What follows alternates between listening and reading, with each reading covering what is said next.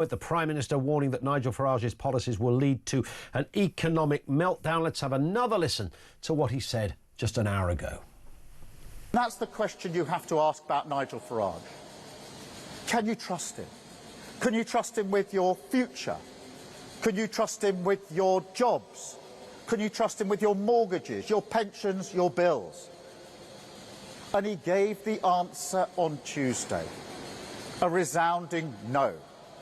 He set out economic plans that contained billions upon billions of completely unfunded spending.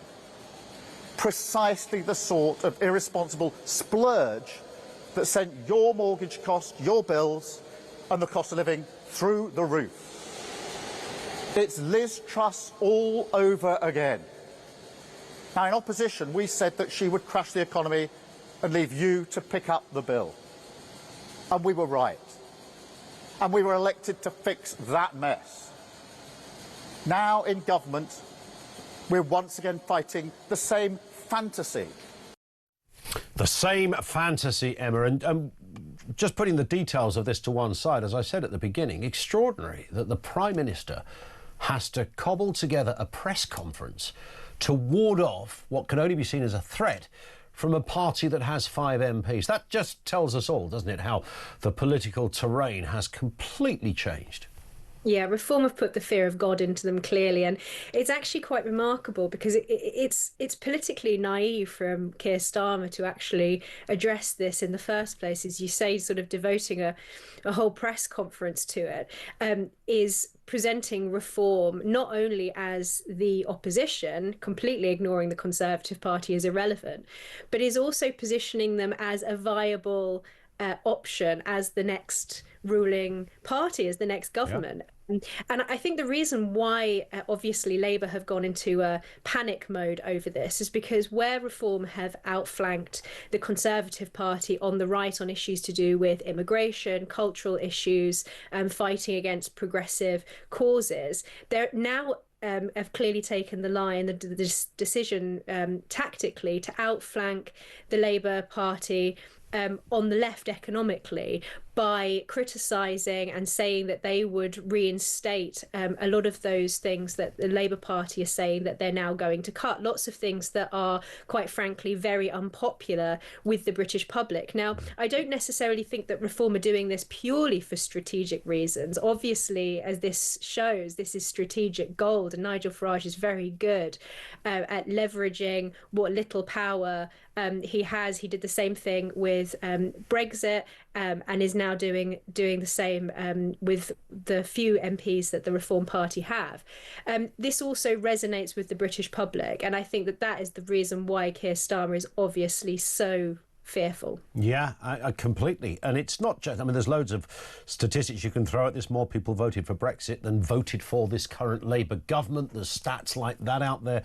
So clearly we're 4 years away from an election, Emma, but, you know, at this stage, here we have a Prime Minister not battling out with the leader of the official opposition, Kemi Badenoch, but battling out with a party that sits there with 5 MPs. So in addition to how interesting and curious and profound that is, it's also interesting from the perspective of Kemi Badenoch. She's not really invited to the party these days.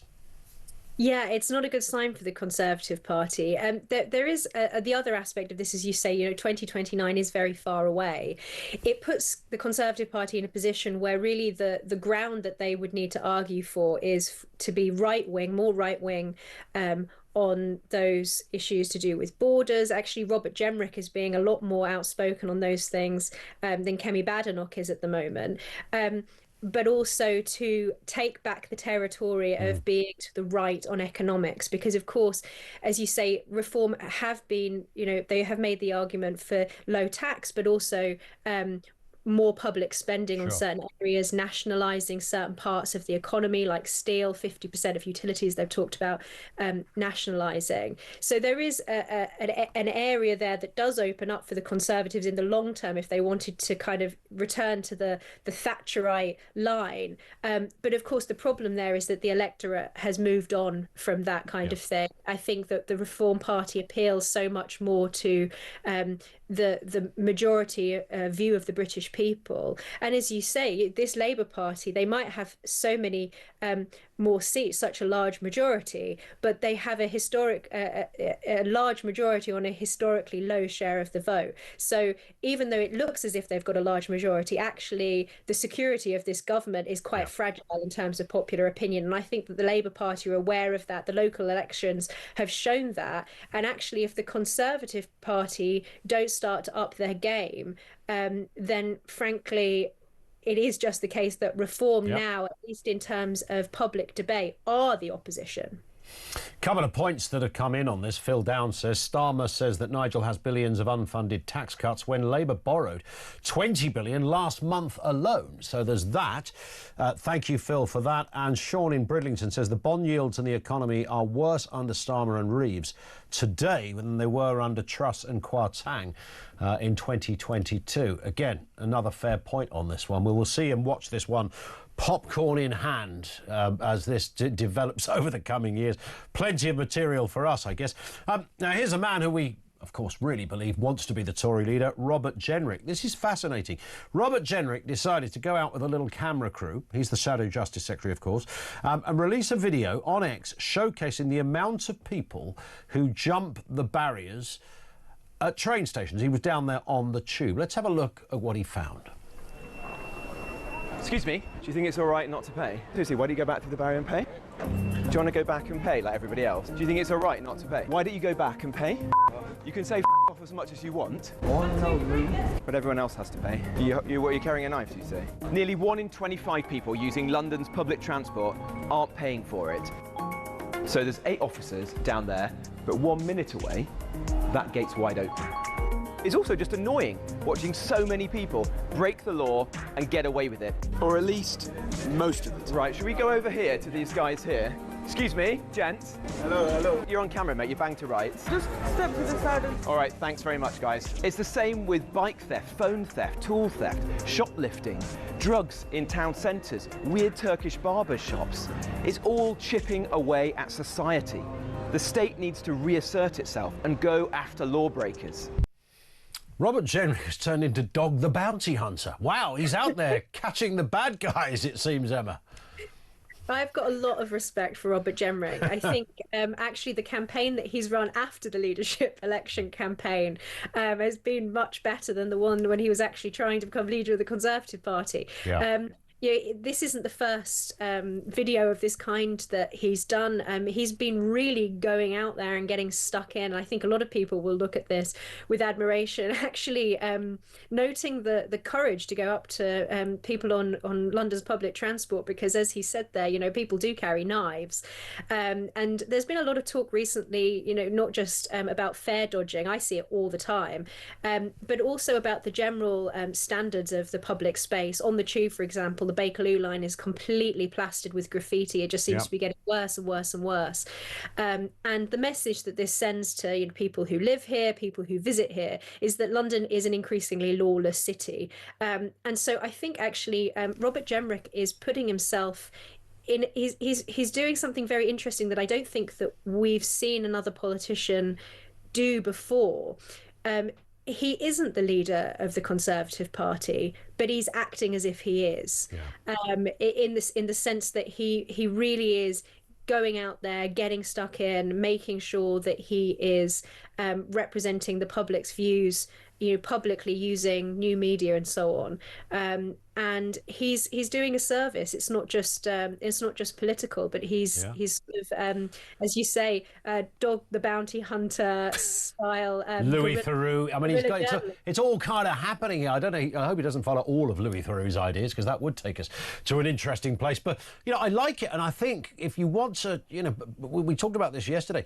Robert Genrick was once so quiet. He was known as the librarian to some of his colleagues, and then, of course, quit the previous Tory government, now finding a different kind of niche. I think it's almost a dead cert he'll be the leader of the Conservative Party by the end of the year, if not the first half of next.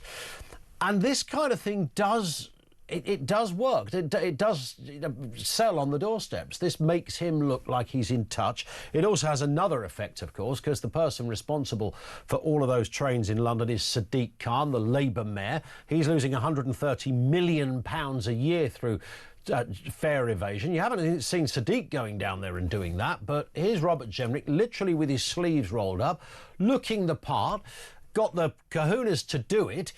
A few more of those videos, I think the fella's home and dry. I don't know about the number 10 job, but certainly the leader of the Tory party. Yeah, it also works particularly well because, as a lot of people have been pointing out, Kemi has been surprisingly quiet, particularly because she is such a sort of robust debater.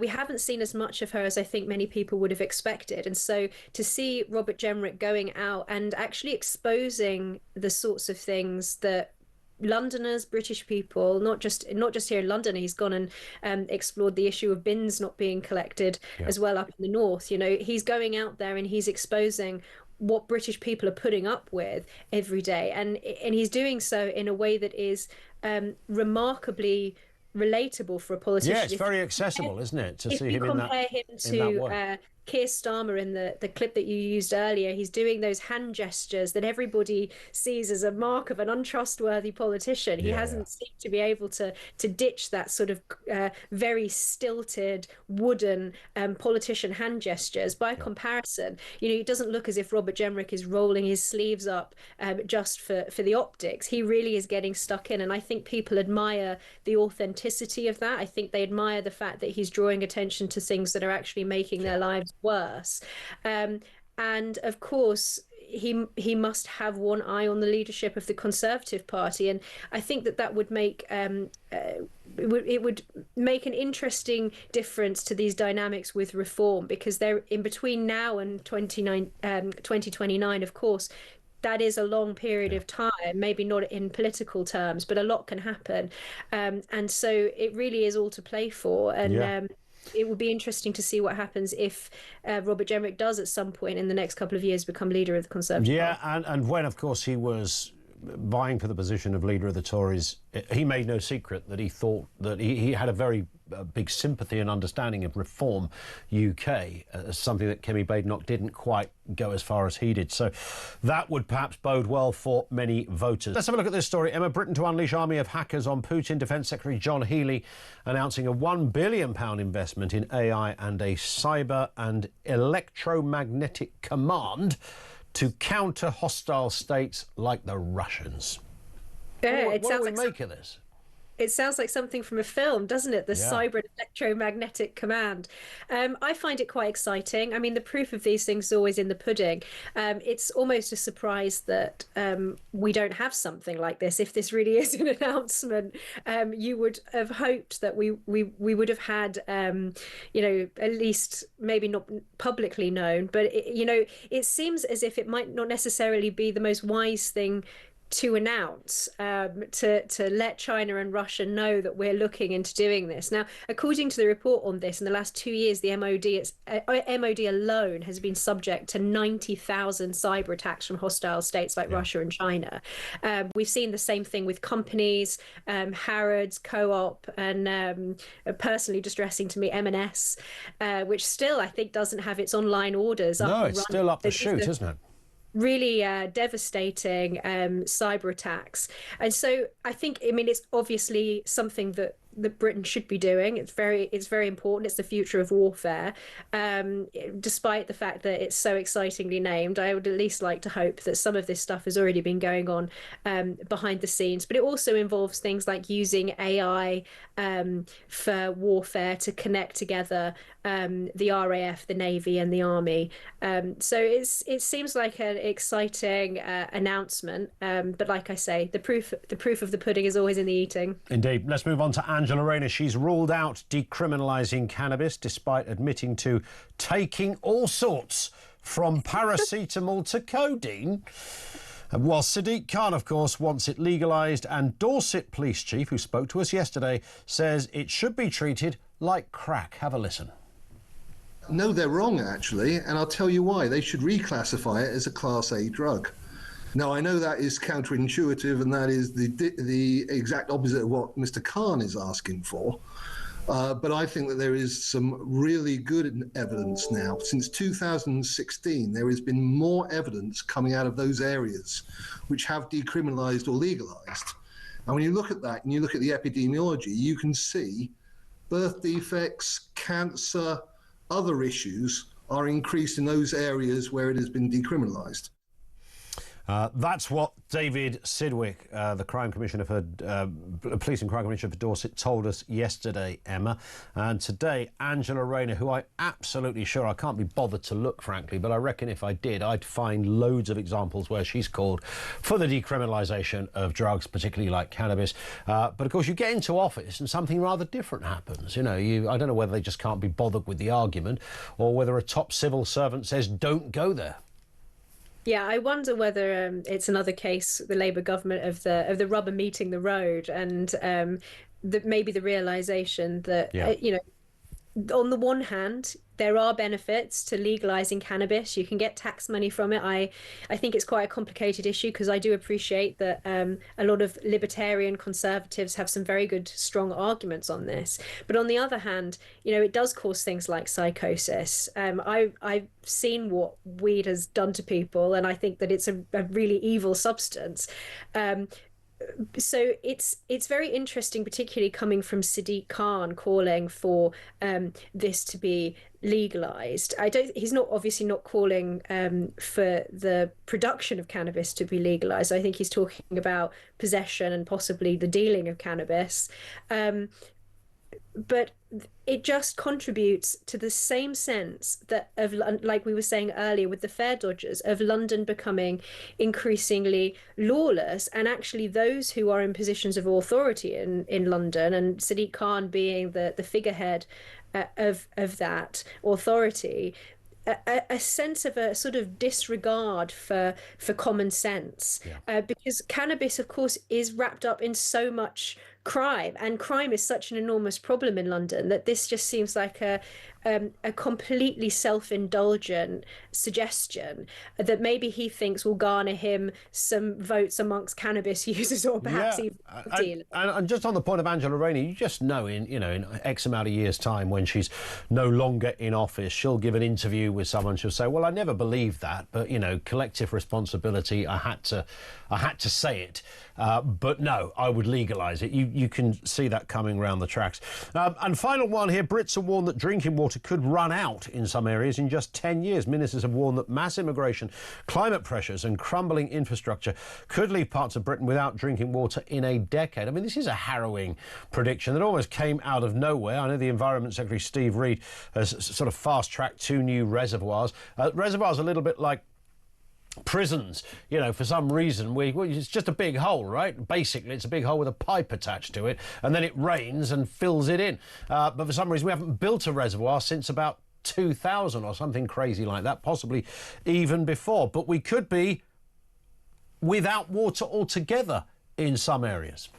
Yeah, no kidding. You let in masses of new people and you don't build any infrastructure to support it. Funny that, isn't it? And then you're going to end up with not very simple things like not having enough drinking water if you don't have the foresight to provide for it. But I think, the issue here is not so much the building of reservoirs. Again, it returns to the issue of mass migration that nobody consented to. They're getting rid of all the red tape so these reservoirs can be built. It means that local people can't necessarily object to where these reservoirs are being put. And yet again, I think many people will feel that they are being trampled upon. They can try to put this down to things like climate change, but it's obviously because the country has been swamped with enormous numbers of people without the infrastructure there to support it. And I'm sure that people in the Labour Party, Labour supporters, will make the same argument that they've made about housing. It's because we're not building enough houses rather than because we're letting all of these people in. No, it's because the population is increasing at such an uncontrolled, rapid speed that it's just not possible for us to be able to, even do the most basic things like provide drinking water for all of those people. Indeed, pretty basic stuff. How many of the people using the drinking water supply will be illegal migrants that aren't even, necessarily recognised by the authorities. It was actually, I think it was Thames Water. It was one of their studies that had been used to try and figure out exactly how many illegal migrants were living in London. So it's just one of those things that I think is another symptom of the mass migration that nobody wanted. Indeed, 100%. Listen, Emma, always great to have you on. Thank you for your time. Emma Trimble,